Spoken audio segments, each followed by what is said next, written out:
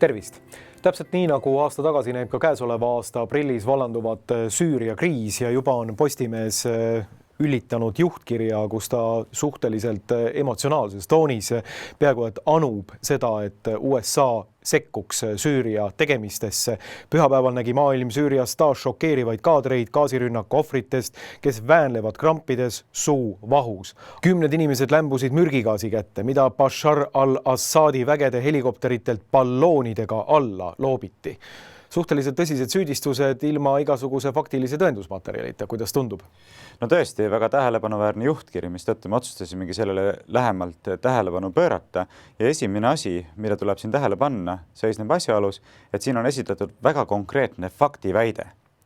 Süüria valitsus loopis helikopteritelt alla keemiarelva, millega põhjustati siis tõsiselt sellised komplikatsioonid inimestele, kes siis kannatasid selle keemiarünnaku tagajärgede all. See on faktiväide. See ei ole enam arvamus, see ei ole oletus, see ei ole kellegi teise seisukoha vahendamine. See on Postimehe toimetuse poolt konkreetse faktiväite esitamine. Nüüd küsimus, mis tuleks sellises olukorras püstitada, on see, et millele selline faktiväide toetub. Kus on need tõendid, millele tuginedes te sellist asja väidate? Ja miks see on nii oluline?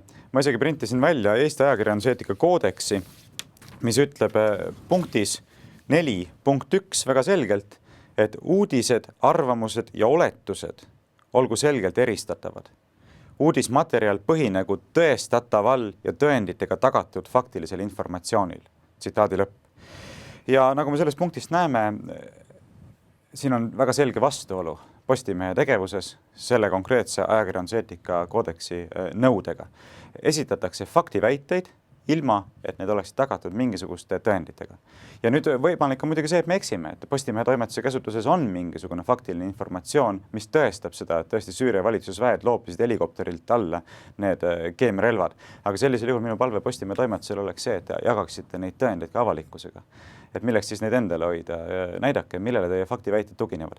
Kui teil selliseid tõendeid aga ei ole, siis on täiesti ilmne kohe esimesest lõigust alates, et Postimees tegutseb siin mitte ajakirjandusväljaandena, vaid lihtsalt propaganda väljaandena. Nii lihtne see ongi. See on üldine muster Postimehe juures. Mäletame seda, et kui Süüria kriis üldse alguse sai juba USA president Obama ajal, siis Postimehes oli umbes sarnane juhtkiri, mis palus ja anus enam-vähem kiiret USA poolset sekkumist Süüria kriisi.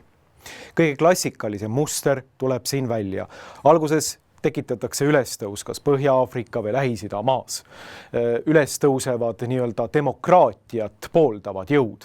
No see narratiiv tegelikult kukkus Süüria osas väga kiiresti kokku, sellepärast et Süüria mässulised ei olnud keegi muu kui ISIS ise ja äärmus islamistlikud jõud.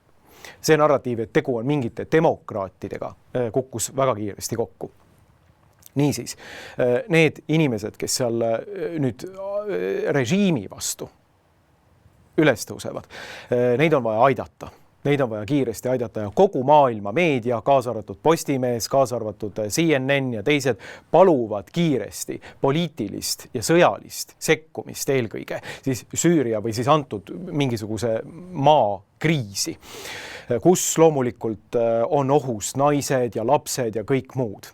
See on klassikaline narratiiv ja seda on Postimees juba Süüria kriisi algusest peale edastanud Eesti lugejatele. Ja kui me nüüd vaatame seda juhtkirja detailsemalt, siis need väited siin väljendavad täielikku arusaamatus sellest, mis Süüria kriisis tegelikult aset on leidnud. Ma tsiteerin Postimehest ühte lõiku. Barack Obama aegsed niinimetatud punased jooned, mille ületamisele mingeid sanktsioone ei järgnenud, provotseerisid agressiivseid režiime nagu Assadi ja Putini oma, neist olematutest punastest joontest ikka uuesti ja uuesti üle astuma. No see on juba lõik, millele võiks keskenduda tegelikult kogu, ma ei tea, poole tunnise saate jooksul. Ma mainin lihtsalt mõningaid aspekte, mida sa võid omalt poolt täiendada. No alustame sellest, et Barack Obama režiim USA's oli see, kes peksis segamini kogu Põhja-Aafrika. Destabiliseeris Süüria olukorra. See on USA riigidepartemangu NGO-de ja otseste poliitiliste sekkumiste poolt tekitatud ebastabiilsus. See oli Barack Obama otsene sekkumisprogramm Põhja-Aafrikas ja Süürias. No tegelikult see sai ju algus isegi ennem Barack Obama ajastult, juba Bushi ajastul ja see oleks tegelikult ka hea koht meenutada, mida ütles omal ajal NATO vägede ülemjuhataja Euroopas, Wesley Clark, selgitades, milline on olnud see USA globalistlik agenda Lähis-Ida ja Põhja-Aafrika kõige selle piirkonna destabiliseerimisel. About 10 days after 9/11, I went through the Pentagon and I saw Secretary Rumsfeld and Deputy Secretary Wolfowitz. I went downstairs just to say hello to some of the people on the joint staff who had used to work for me. And one of the generals called me in. He said, "Sir, you got to come in. You got to come in and talk to me a second." I said, "Well, you're too busy." He said, "No." He says, "We've made the decision. We're going to war with Iraq." This was on or about the 20th of September. I said, "We're going to war with Iraq. Why?" He said, "I don't know." He said, "I guess they don't know what else to do."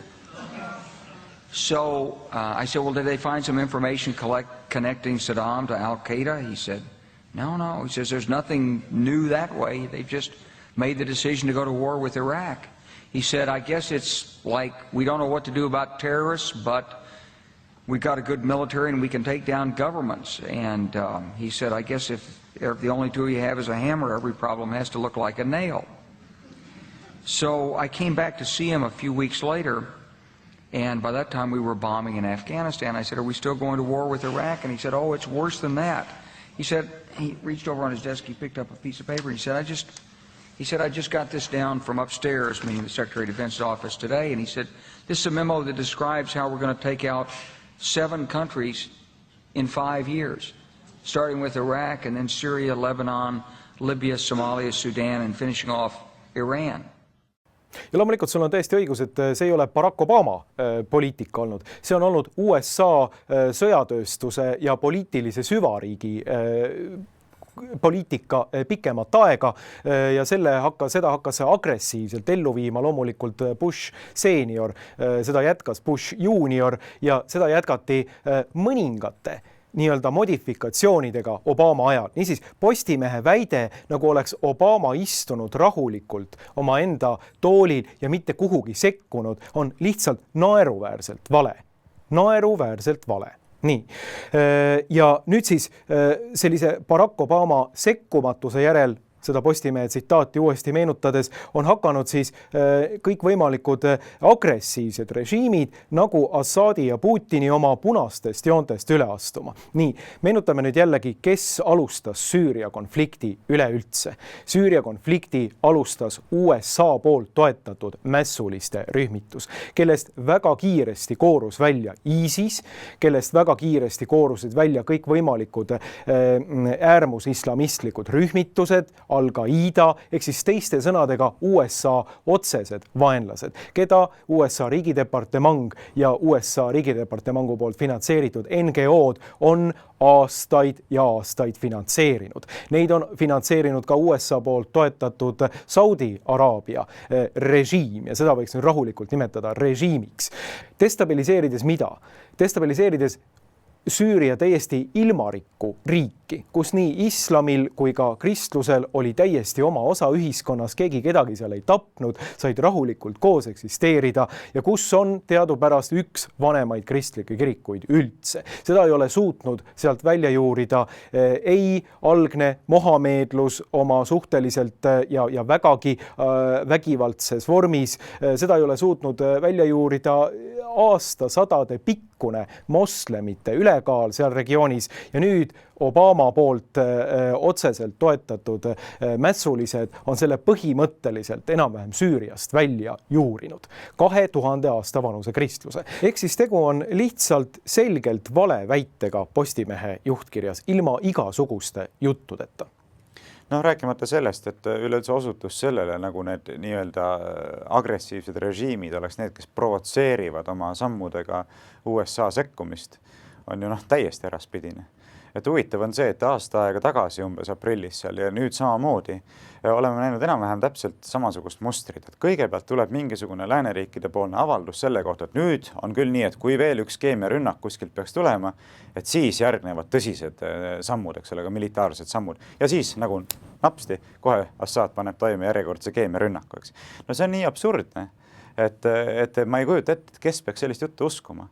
et tõesti siis Assad peaks justkui nagu mõtlema, et kuulge, et ma nüüd hakkan hasardist proovima, eks ole, et kui ma nüüd veel ühe keemiarünnaku teen, et kas nad siis tulevad mulle kogu jõuga kallale või ei tule või kui tulevad, et mis siis saab, et kas siis Venemaa ikka kaitseb meid või ei kaitse ja nii edasi. Et noh, kas te tõesti peate inimesi nagu totaalseteks idiootideks, eks ole, et nad sellisel viisil hakkaksid käituma.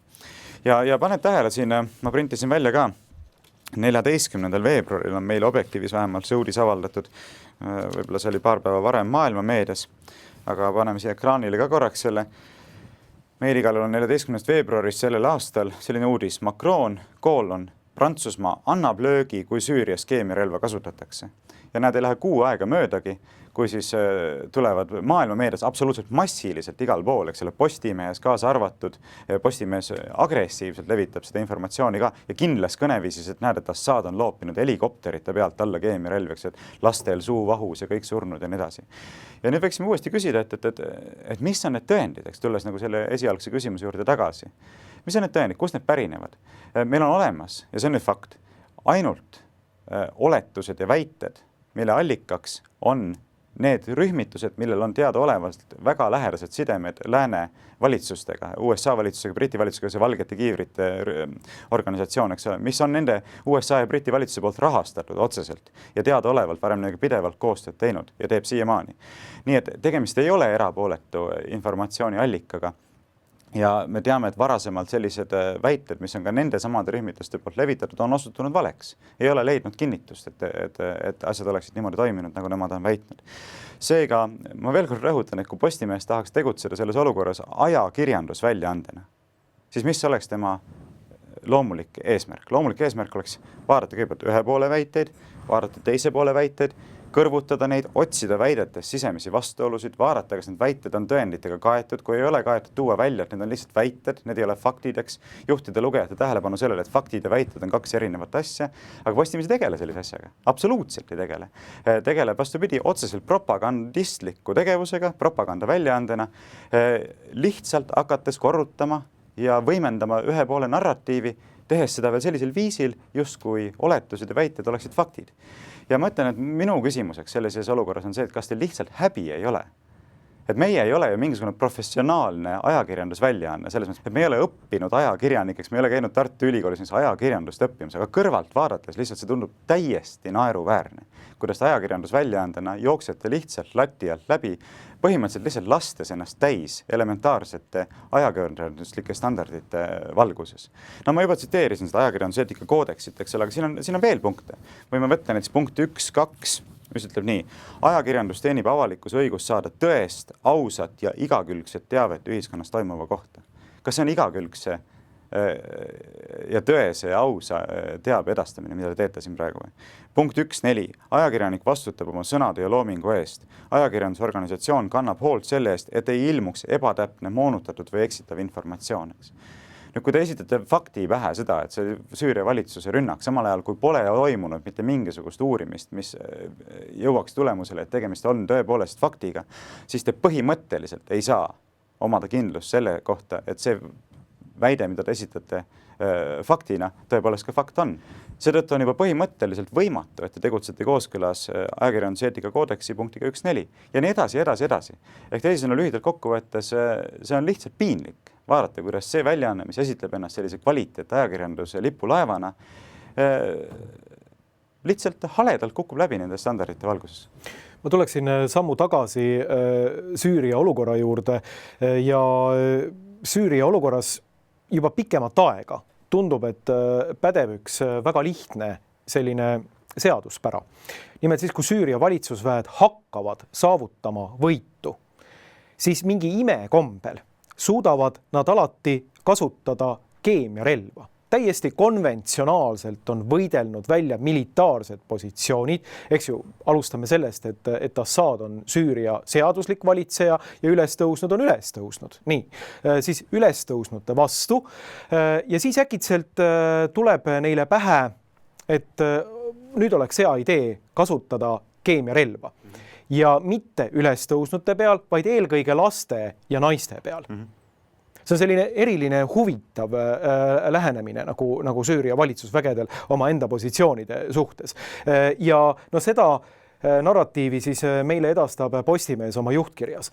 Praegu ootavadki Assad ja tema liitlased rahvusvahelise üldsuse ning Ameerika Ühendriikide reageeringud. Kujutad sa ette seda ideed, et see sama mees, kes põhimõtteliselt saavutab oma enda maal militaarkonfliktis edu ja nüüd tuleb talle pähe, et oleks õige aeg võtta ja keemiarelv ja kasutada seda.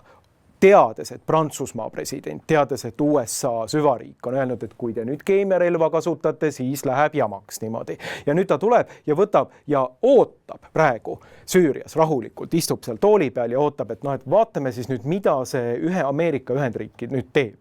Et see narratiiv on mõeldud kas idiootidele või see narratiiv on lihtsalt niivõrd valelik, et sellest peab saama aru ka tädi Maali lihtsalt selle valelikkusest. No sellega asi ju veel ei piirdu, asi on veel idiootsem, selles mõttes, et see oli vist nädal või 2 tagasi, kui Trump andis teada, et kavatseb Süüriast USA väed välja tuua. Ja, muidugi. Ja nüüd, mida siis Assad loeb, eks ole, meediast, et näed, Trump kavatseb viia välja oma väed Süüriast, minu riigist, kus nad viibivad ebaseaduslikult, alustame sellest. Seda ei saa küll lubada juhtuda, eks. Et tuleks kiiresti keemiarelva, poisid, pange kiiresti keemiarelva hakkama, siis muidu Trump viib USA väed siit välja, eks. Pange see sinna laste peale, visake helikopterilt alla laste peale Tooma linnas keemiarelv, et see oleks eriti nagu rõve, et siis jääks nad kindlasti siia Süüriasse. Just, ja ma ütlen, et mida meie siin nagu teeme, meie ei tea, eks ole, fakte, kuidas asjad on, aga lihtsalt kogu see narratiiv niimoodi logiseb ja on niivõrd ebaloogiline, et mis mind kõige rohkem nende asjade juures häirib, on just nimelt see, et see solvab inimeste intellekti, eks teile söödetakse ette selline materjal ja öeldakse, kugistage alla, eks ole, jääge uskuma, hakake noogutama kaasa, eks ole. Ja siis, kui sa ütled, et kuulge, vabandust, et see on ju absoluutselt absurdne, mida te räägite, eks. Absoluutselt absurdne. See oleks, et näed, nüüd on küll, et eks ole, meil tegemist siin Venemaa käsilastega ja venelased räägivad ju sama juttu, eks ole, et räägivad sama juttu, et näed, et tõendeid ei oleks. Aga mida me siis rääkima peaks, huvitav? Mida me rääkima peaks? Kas võiks hakkama seda sama Postimehe loba produtseerima siin Objektiivis? See solvab minu intellekti. No absoluutselt, sellest see asi ongi, eks ole, et küsimus ei ole isegi minu jaoks isegi nii väga selles teemas, vaid lihtsalt põhimõtteliselt on allergiline reaktsioon sihukese valeliku ja veel väga viletsalt teostatud propaganda vastu, et tehke vähemalt paremini natukene, eks ole, püüdke kuidagi rohkem. Et jääb sihuke tunne, nagu oleks nagu poolearulised koos seal ja siis eeldate, et inimesed on nii lollid, et ju kõik noogutavad kaasa ja ju keegi ei hakkagi küsimusi esitama, eks. Et kellele neid tõendeid vaja on, et niikuinii kõik usuvad. Et ma olen oma viimase aja kirjutustes ka mitu korda seda rõhutanud, et põhimõtteliselt tegutsetakse nagu ususektid. Ehk teisisõnu, ususekti juht ütleb mingisuguse väite ja kõik ususekti liikmed peaksid ütlema, ja, täpselt niimoodi ongi, eks ole.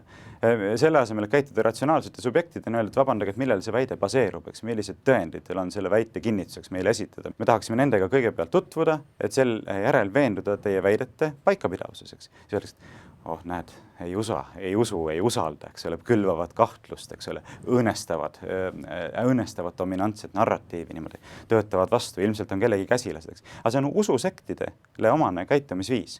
Ja faktiväidete veenvuse üle ei peaks otsustama, nagu mul on korduvalt siin rõhutanud, eks ole, usuakti alusel, vaid peaks otsustama tõendite alusel. Ja siin tulebki nüüd välja, eks ole, et tegemist ei ole, ma rõhutan, ma ei tea 3. korda ilmselt, et ei ole tegemist ajakirjandusliku tegevusega, see on põhimõtteliselt propagandistlik tegevus, millega me mitte kuidagi ei saa nõustuda.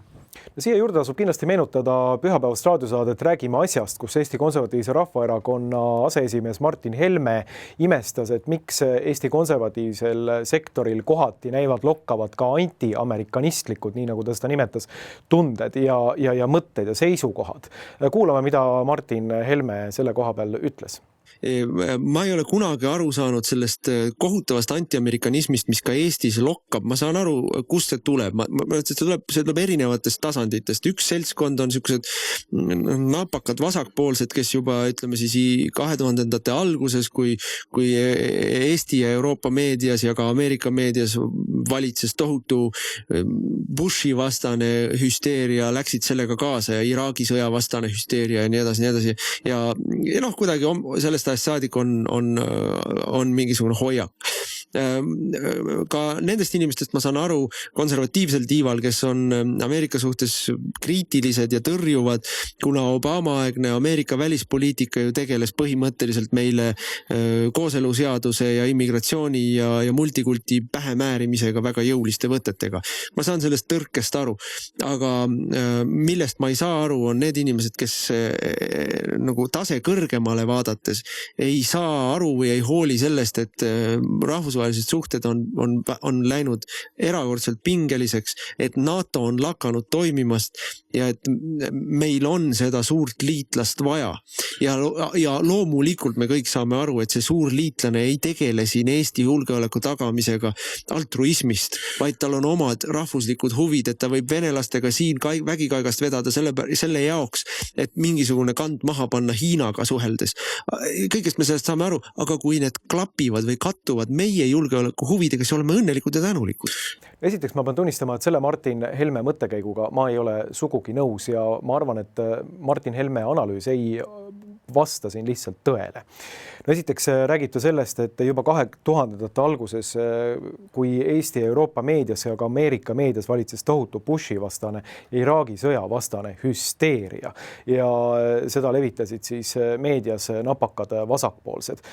Mulle tundub, et see väide ei vasta lihtsalt tõele. Esiteks vaatame nüüd natukene seda meediapilti 2000-ndate alguses. Kui Bush junior läks Iraaki peale kaksiktornide kaasust, siis toetas teda terve maailma meedia. Me ei näe mitte kuskil sellist niinimetatud vasakliberaalide hüsteeriat CNN-is, Postimehes, kuskil mujal.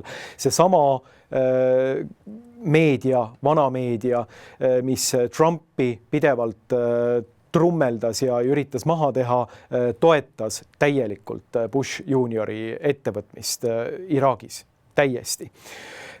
Ja see ei ole vasakpoolne hüsteeria. Ütleme niimoodi, et need ideed, et USA on Iraaki läinud täiesti valedel alustel, hakkasid välja ujuma just nimelt ka parempoolsest alternatiivmeediast USA's. No Ron Paul oli üks esimesi, kes rääkis pidevalt sellest, et see on kavatsetud, ettekavatsetud nii-öelda globalistlik samm, mida teha, mis ei vasta tõestele argumentidele. Seda on rääkinud Alex Jones oma kanalis ja väga paljud. Need vennad ei ole vasakliberaalsed ega kommunistid. Nad on vägagi selgelt nii-öelda alternatiivmeedia, alternatiivse nii-öelda antiglobalistliku käsitluse esindajad. Ja teiseks meenutame seda aasta tagust olukorda. Täpselt aasta tagasi tegi Trump oma esimese raketirünnaku Süüria pihta. Ka siis toona oli süüdistuseks see, et al-Assad on kasutanud keemiarelva ja Trump täpselt samamoodi ütles, et nüüd tuleb USA karistus Süüria peale. Ja meenutame, millal Trump sai esimese indulgentsi üleüldse peavoolu meediast. See oli see päev, kui ta lennutas need oma Tomahawkid Süüria peale. See oli aasta tagasi aprillis. Kogu selle ajani oli CNN, Deutsche Welle, Frankfurter Allgemeine Zeitung, Postimees, Päevaleht, kogu vanameedia peamised väljaanded trummeldanud Trumpi vastu ja nad trummeldasid ka sealt edasi. Aga sellel päeval antis globalistlikult meelestatud vanameedia Trumpile äkitselt sellise absolutsiooni ja pattude andeks andmise. Vaat see oli nüüd äkitselt õige tegu. Niisiis, see väide, et vanameedia on lõõtsunud üles Iraagi sõjavastast niinimetatud hüsteeriat, on lihtsalt vale. Ja kui nüüd siit edasi mõelda, et miks näiteks meie siin Objektiivis, olles konservatiivid, oleme ka selgelt nii-öelda USA süvariiki ja impeeriumi ettevõtmisi kritiseerival seisukohal, siis see tuleb väga hästi, peaks tulema meie argumentidest välja. Me nimelt ei toeta USA globalistlikku võimu, mis tõsi on ka edendanud kultuurirevolutsiooni, aga peksnud segi ja destabiliseerinud terveid riike, terveid kontinente, tervet geograafilist ala viimased 10-15 aastat. Nojah, kuivõrd see Martin Helme kommentaar ilmselt osaliselt ka meie pihta käis, siis ma vastaksin ka omalt poolt sellele ja lisaks sellele, mida sa praegu oled maininud, et minul on tegelikult isegi nagu põhimõttelisem kaalutlus, mis paneb mind sellele vastu väitma, mis ta ütles. Ja see põhimõttelisem kaalutlus seisneb selles, milline on üleüldse meie maailma tunnetuse ja ellusuhtumise selline keskne telg või nurgakivi. See, millest Martin rääkis selles oma seisukoha väljenduses, baseerub sellisele huvide kesksele maailma tunnetusele. Eks ta ütles, et me teame, et USA ei ole mingisugune õilis hing ja ei seisa ainult õigete põhimõtete eest, vaid teostab oma välispoliitilisi huve. Aga kui need huvid langevad kokku meie huvidega, no siis me peame neid toetama, eks ole. Aga meie maailmatunnetus ei ole selline. Ja siin tekibki väga tõsine konflikt selles mõttes, et meie oleme põhiolemuselt idealistid. Tema vähemalt selle mõtteväljenduse kohaselt on põhiolemuselt realist, eks, et see on meie huvides, järelikult me peame seda toetama. Aga meie vaatame teistpidi, me ütleme, et me ei saa toetada seda, mis ei ole õiglane ja õige. Ja kui üks riik arvab, et tal on õigus lihtsalt maailma politseiniku mängides pommitada segi suur osa maailmast, selleks, et teostada oma sõjatööstuse huve, et teostada oma rahandusvõimu huve, et teostada oma majanduspoliitilisi huve, eks. Ja üleüldse edendada eesmärki olla maailmas absoluutne domineeriv võim, kes lihtsalt põhimõtteliselt kasutab kogu ülejäänud maailma ära selleks, et teostada oma enda huve, siis me ei saa sellega lihtsalt nõus olla. Olgu see meie huvides mingis aspektis või mitte. See on lihtsalt vale. Ja siin ma arvan tõepoolest ilmneb väga tõsine lahkeli selles, kuidas näiteks EKRE juhtkond suhtub siis välispoliitilistesse küsimustesse ja kuidas meie suhtume välispoliitilistesse küsimustesse. Rääkimata siis sellest, et tegelikult ei tohi silma kinni pigistada mitmete väga tõsiste faktide suhtes, mida ei ole võib-olla siis poliitiliselt nagu meeldiv või kasulik näha. No näiteks võtame EKRE puhul selle, et ollakse väga tõsiselt vastu sellele massiimmigratsioonile. Aga siit võiks ju sammu edasi astuda ja küsida, et vabandust, et kus see massiimmigratsioon nagu tuleb? Miks on tekkinud selline suur immigratsioonikriis, eks ole, et sealt Lähis-Idast ja Põhja-Aafrikast on läinud liikvele nagu tohutud immigrantide massideks, kes murravad Euroopale peale. Kes on sellise olukorra põhjustanud, vabandust väga? Ja ma arvan, et ei ole vaja olla geenius jõudmaks arusaamiseni, et paljuski on see tagajärjeks USA geopoliitiliste ambitsioonide teostamisele. Absoluutselt, et kui me räägime sellest, et 1,5 miljonit inimest on valgunud Euroopasse, osaliselt Süüriast, osaliselt Afganistanist, osaliselt Liibüa kaudu, siis juba Sahara tagusest Aafrikast, siis küsime, et kes oli Aafrika lukk? See oli Liibüa, mis samamoodi destabiliseeriti, võeti lihtsalt üks mees, kes seal oli valitsenud aastakümneid, lihtsalt maha. Lihtsalt oli vaja maha võtta. No, Iraagiga samamoodi, Süüria ja nii edasi. Kust kohast need inimesed tulevad? Need tulevad tänu sellele, et USA on mänginud oma maailmapolitsei rolli ja segi peksnud põhimõtteliselt kogu sealse piirkonna, destabiliseerinud kogu normaalse ühiskonnakorralduse. Ja no sellega seonduvalt ma hüppan korraks veel tagasi selle juurde, kus see lahknevus tekib. Kui meie jaoks on oluline see, et rahvusvahelistes suhetes valitseksid konkreetsed normid ja konkreetsed printsiibid, millest kõik peavad kinni. Me võime võtta näiteks Süüria olukorra ja vaadata USA tegevusele Süürias. Küsige ükskõik milliselt vähegi ausalt rahvusvahelise õiguse eksperdilt ja nad on sunnitud ütlema, et USA ja Iisraeli militaarne tegevus Süürias on vastuolus rahvusvahelise õigusega. See on otsene, jäme ja järjepidev rahvusvahelise õiguse rikkumine. Sellepärast, et rahvusvahelistes suhetes teatavasti võib sõjalist jõudu kasutada kahel eeldusel. Üks on enesekaitseks, millega me siin tegemist ei ole, teine on julgeolekunõukogu mandaadi alusel, seda samuti ei ole. Ja Iisrael juba mitu aastat järjepidevalt sooritab relvastatud rünnakuid Süüria valitsusvägede pihta. Sama teeb Ameerika Ühendriigideks, rahastades muu hulgas terroriste, kes võitlevad Süüria valitsuse vastu, mis on otseselt vastuolus rahvusvahelise õigusega. Ja mitte kellelgi ei ole midagi kriitilist öelda selle suhtes. Miks? Sellepärast, et lähtutakse just nimelt sellest järeldusest, mida Martingi toonitas. See on meile kasulik toetada nende jõudude tegevust maailmas, kes siis seisavad ka meie selja taga. Aga meie vaatame asjale teistpidi. Meie arvates peaks USA-lt nõudma samamoodi kinnipidamist rahvusvahelise õiguse normidest, nagu peaks nõudma seda ka Venemaalt.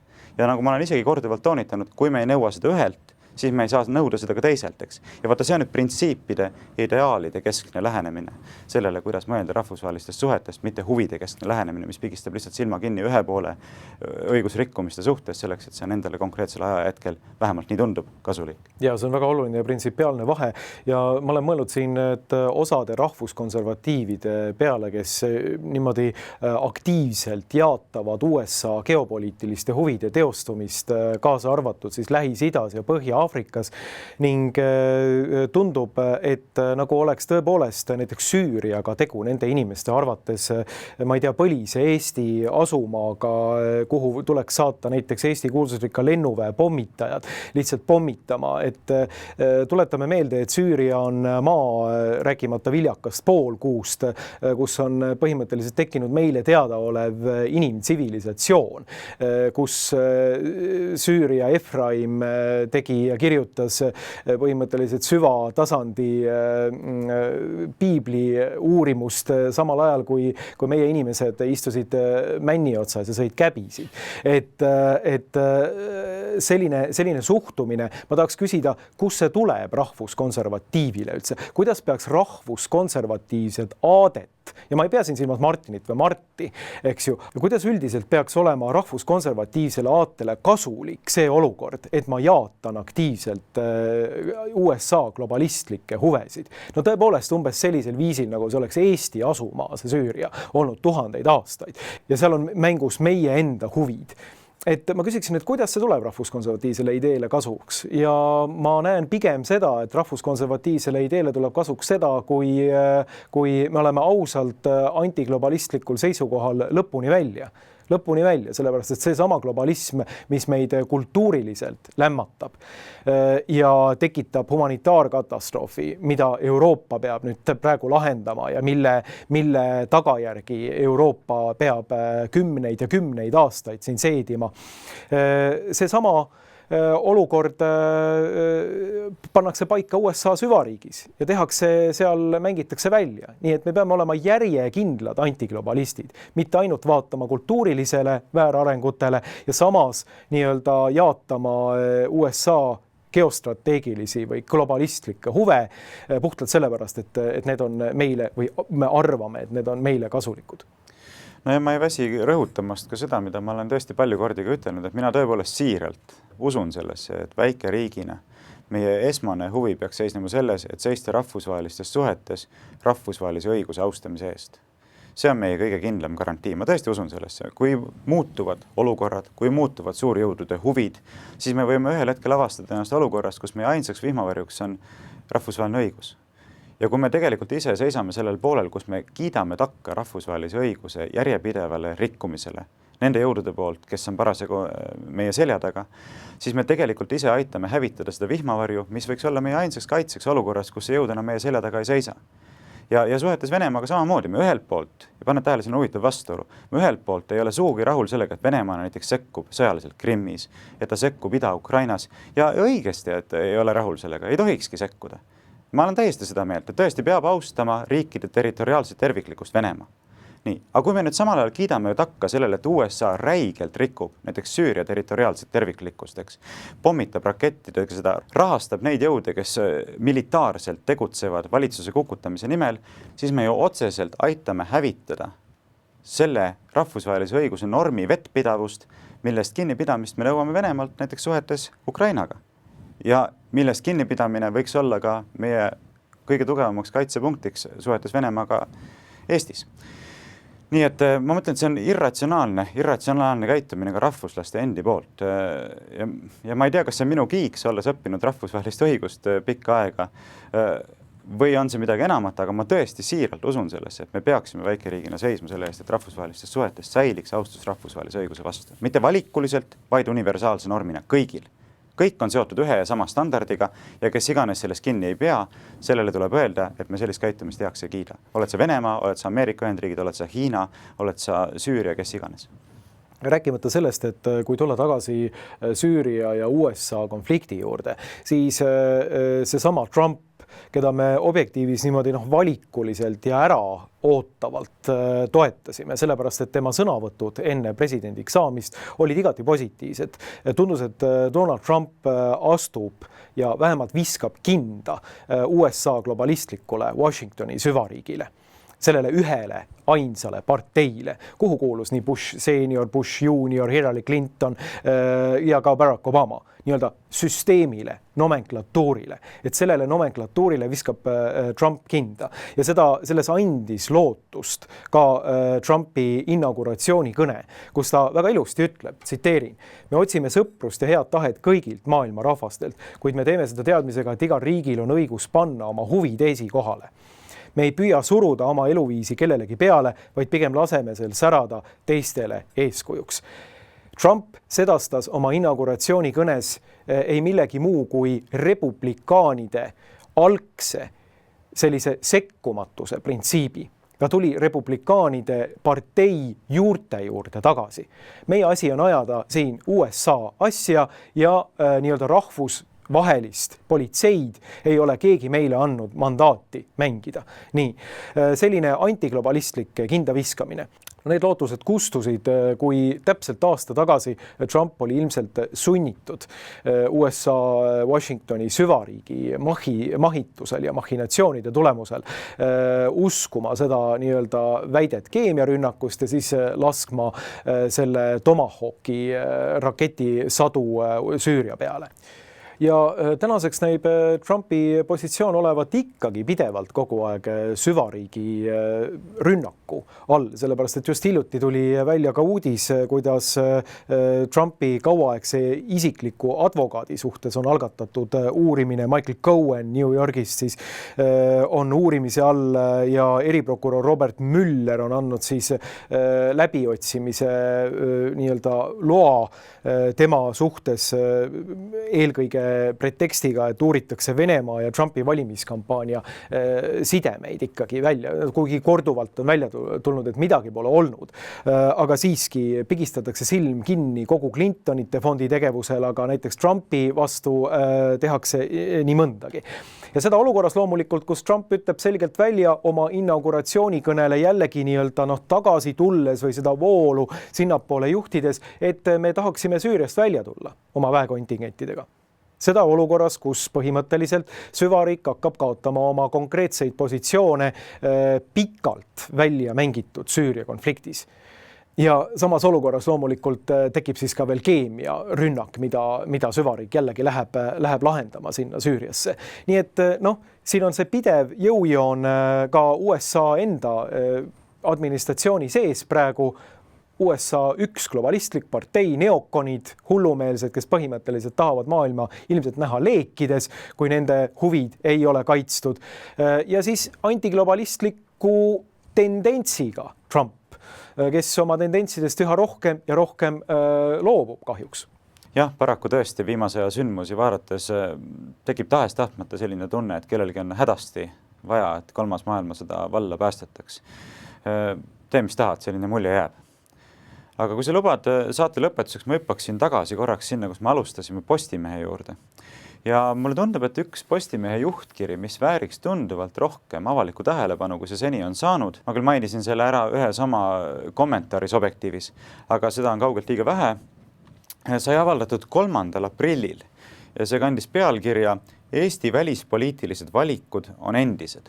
Ja nagu me omavahel siin oleme ju rääkinud korduvalt, tegemist on sellise paradigmaatilise juhtkirjaga, kus Postimees annab lugejatele aindus sellest, et milline on nende missioon välispoliitilises dimensioonis ja milline on üleüldse see paradigma, mille raames Eesti välispoliitikat teostatakse. Ja see on selline asi, mis tasub tegelikult ette lugeda ja võib-olla seda siis veel paari sõnaga kommenteerida. Ja ma tsiteerin. Pärast Eesti taasiseseisvumist tehti väga põhimõtteline otsus orienteeruda anglosaksi välis- ja kaitsepoliitikale ning Saksamaale kui Euroopa majandusmootorile. Maailmasõdade vahelise Eesti Vabariigi välispoliitika suurim puudus oli, et suurriigid polnud huvitatud Eesti iseseisvusest. Taasiseseisvunud Eesti riigimehed on teinud sellest õnneks õiged järeldused ning hoolimata erinevate peaministripartei liikmete viimase aja infantiilsetest avaldustest peab ka tulevikus säilima, tähelepanu, Eesti välispoliitiline orientatsioon anglosaksi kilbile ja Mandri-Euroopa majandusmootorile. Tsitaadi lõpp. Ja ma kordan veel seda fraasi, peab säilima Eesti välispoliitiline orientatsioon anglosaksi kilbile. Ja ma ei tea, kuidas sulle tundub, aga minule vaatab siit vastu üks väga lihtne järeldus. Just nimelt selline reaalpoliitiline lähenemine. Tõde on sekundaarne ka ajakirjanduslikus tegevuses. Ideaalid on sekundaarsed. Põhimõtted on sekundaarsed. Mis on primaarne? Primaarsed on huvid. Ja selleks huviks on orienteerumine anglosaksi kilbile. See on sõjaline žargoon, eks ole. Ehk teisisõnu, me peame tegema kõik endast oleneva nii valitsuse tasandil kui ka ajakirjanduse tasandil, selleks, et Eesti asja ajades orienteeruda anglosaksi kilbile. Ja vaata, siit koorubki nüüd välja see, et põhimõtteliselt me pigistame silma kinni ükskõik, mille suhtes, mida selle anglosaksi kilbiga tehakse, sellepärast, et anglosaksi kilp on see, millele me kõik peame olema orienteeritud. Ja siis me olemegi olukorras, kus tõesti need samad normid, mis peaksid justkui rahvusvahelises õiguses kehtima kõigile, ka ajakirjanduse vaatevinklist kehtivad täiesti valikuliselt ainult nendele riikidele, kelle suhtes neid peetakse vajalikuks rõhutada. Ja elementaarsed probleemid, mis peaksid ajakirjanduse silmis aktualiseeruma, nagu näiteks see, et kuidas saab USA üldse militaarselt sekkuda Süüria siseasjadesse vastuolus rahvusvahelise õigusega, lihtsalt ei aktualiseeru. Postimees lihtsalt ei küsi seda küsimust. Mitte kunagi. Pane tähele, mitte kunagi. Näidake mulle ühte artiklit, kus mõni Postimehe ajakirjanik või juhtkiri oleks juhtinud tähelepanu sellele probleemile, et vabandust, et see tegevus on rahvusvahelise õigusega vastuolus, just nagu Venemaa tegevus Ida-Ukrainas on rahvusvahelise õigusega vastuolus. Seda lihtsalt ei tehta. Seda probleemi lihtsalt ei eksisteeri. Aga vabandage väga, ma lõpetan oma jutu sellega, mida ma olen juba korduvalt öelnud. Selline tegevus ei ole ajakirjanduslik, see on olemuslikult propagandistlik tegevus. No tuletame meelde, millises kontekstis see juhtkiri ilmus. See ilmub peale seda, kui 3 Balti presidenti on käinud Valges majas ja peale seda, kui Eesti president on rääkinud headuse teljest. Ja see juhtkiri on tõesti paradigmaatiline. See juhtkiri on see, mis ütleb, mida me Eesti poliitikas oleme teinud. Meie panused on seal ja mitte mingit muudatust selles osas ei tule. Ja nüüd jällegi, mina tõstatan küsimuse rahvuslaste ja Eesti patriootide poole. Miks jällegi peaks olema meie enda riik, meie enda rahvas, meie enda põhiseaduse preambulile orienteeritud Eesti Vabariik, orienteerunud äkitselt anglosaksi kilbile? Milleks see vajalik on? Milleks selline tingimusteta truuduse vanne anglosaksi sõjalisele, militaarsele ja ka kultuurilisele kilbile? Kas me oleme ise? Kas me oleme mingisugune USA satelliit? Kas meil üleüldse on iseseisvat poliitikat, küsiksin mina. Ja ma paneksin selle põhimõtteliselt kõikidele rahvuslastele, kõikidele patriootidele südamele, et kas nad võtavad üksüheselt vastu sellise neile nii-öelda Postimehe juhtkirjadest ja Eesti poliitilisest eliidist vastu vaatava paradigma ja jaatavad seda üksüheselt või suudavad mõtelda sellest paradigmast väljapoole. Mõelda, mida võiks olla Eesti siis, kui me orienteeruksime eelkõige iseendale, eelkõige oma riigile, eelkõige oma põhiseaduse preambulile ja mitte mingisugusele anglosaksi kilbile, mis justkui peaks garanteerima igavesest ajast igavesti meie iseseisvuse. Aga ta ei tee seda, sest ta ise ei ole igavene. Ja ta ei tee seda ka puhtalt sellepärast, et see sama anglosaksi kilp, britid, USA on juba Eesti peale teist maailmasõda ja Baltikumi tervikuna maha müünud. Nende küsimuste ja mõtetega käesoleva fookusega lõpetame. Aitäh teile vaatamast ja kaasa mõtlemast.